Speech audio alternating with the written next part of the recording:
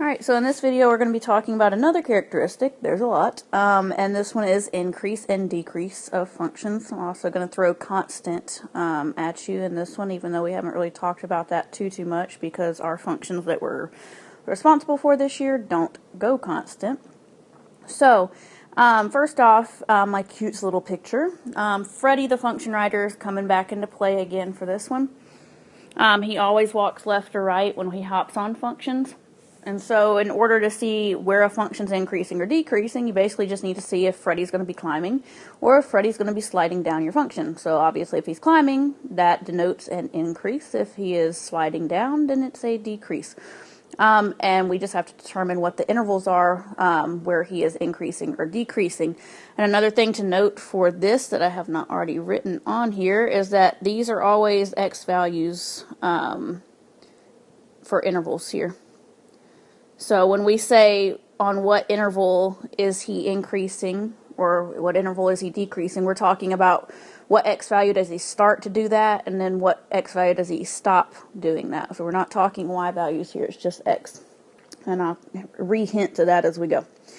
Alright, so here's you a crazy, just weird function. We'll get to the two that we are responsible for, the lines and the exponentials, in just a minute. But for this, you just need to basically add Freddy on your picture if you need to, physically. So put little Freddy on the left. He always starts on the left, walks to the right. So if Freddy hops on this function, hopefully you're seeing that he is going to be climbing. So this is an interval of increase. But once he gets up here to the top, he's going to start falling. So this is going to be a decrease, but then he's going to climb back again, so then he's got another increase.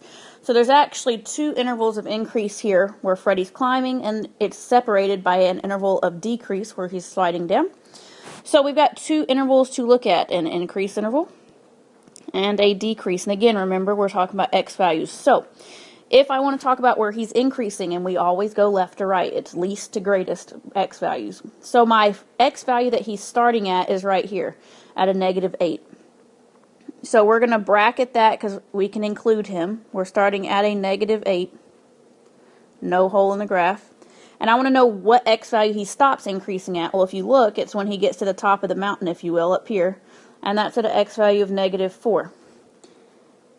But we're going to use a parentheses for these points. And these points that I'm referring to are these corner points.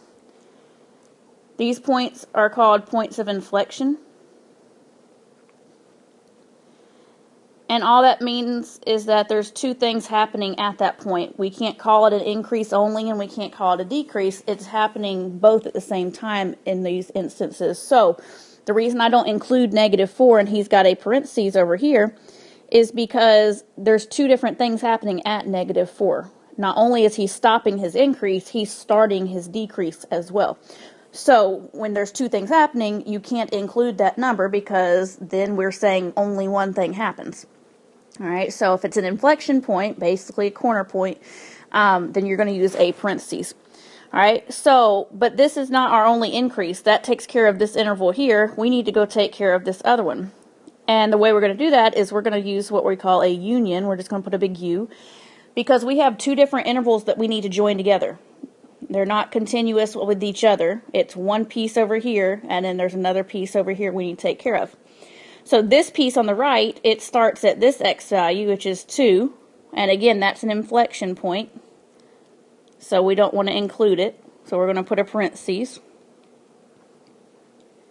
And then it stops to increase over here at 5. And we can include that one, though, because that's not an inflection point. That's just another random point on your function. So what we're saying here is both of these intervals are increase, and we just have to join them together. Think about like a marriage is called a union. So when we use this big U, the union, we're just marrying them together so that they both are showing increase. All right, for decrease, we saw where that happened. It's here in the middle. And we just need to talk about the start and stop point. So he's starting to decrease at -4, again, where we dropped the increase, so don't put a parentheses. And he's stopping his increase, again, where we started our other increase over here at 2. But don't put a bracket because he's an inflection point. Alright, so we have one little interval of decrease, two intervals of increase that we had to join, and you could see that from the get-go with this graph. We had two places where he was climbing and one place that he was decreasing. All right, on this one, same thing. Get Freddie going. He's going to increase here. He's going to walk straight here, which is that interval of constancy, which I hadn't really thrown at you, but I'm just going to show you because it's the same idea. And then he's going to start decreasing once he gets over here. So as far as his interval of increase, he's starting at this point right here. There's no arrow, so he's got a definite starting point, and that's at -8. And that's a point on the graph. That's not an inflection point. And he's stopping his increase at -5. But this time, -5 is an inflection point because it's like a corner point. It's something else is happening at. Alright, our decrease interval, we're going to jump over here to where he starts to decrease, which is at an x value of 2. That's a corner point, so it's an inflection point, so don't include him.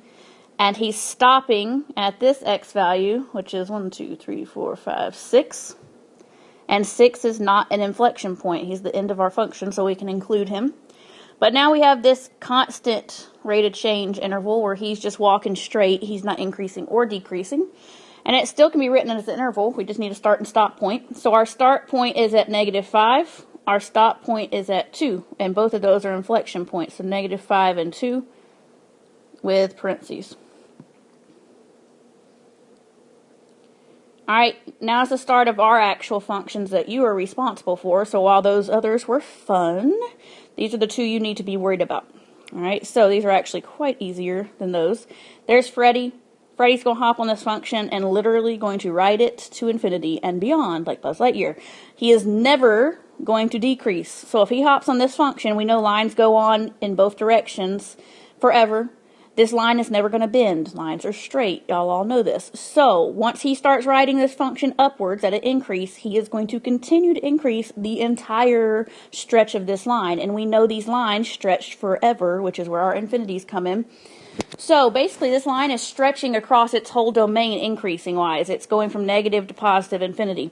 So my interval of increase is my whole domain. Negative infinity to positive infinity. If it asks you for an interval of decrease, use common sense. We just said lines are straight. They never bend. There's no decrease. So all you have to do is write none.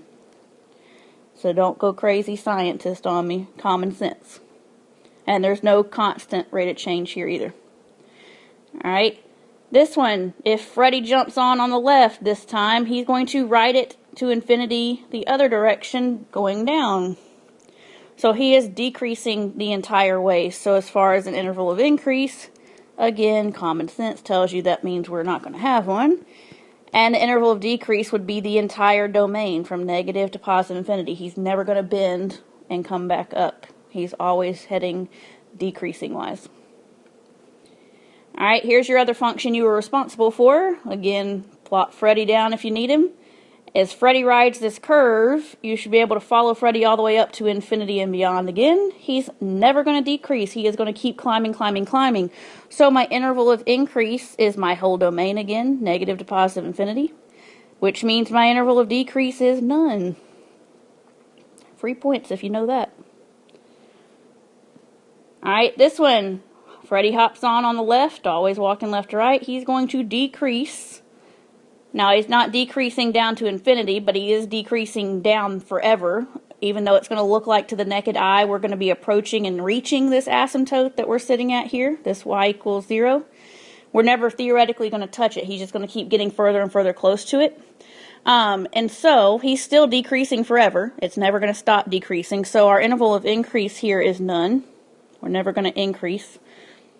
And our interval of decrease, even though it looks like it's going to stop, it's never going to stop. It's going to go from negative to positive infinity. Alright, so instead of you getting grids to practice this on, just want you to get the idea of the shapes down as far as increase, decrease.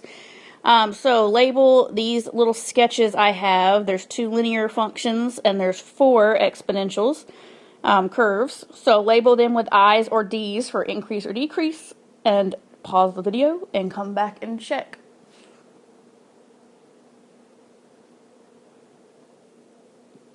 Alright, there's your answers. plop Freddy down on the left of each of these if you need to, see if he's climbing or falling. Keep practicing, and until next time, come see me if you need help.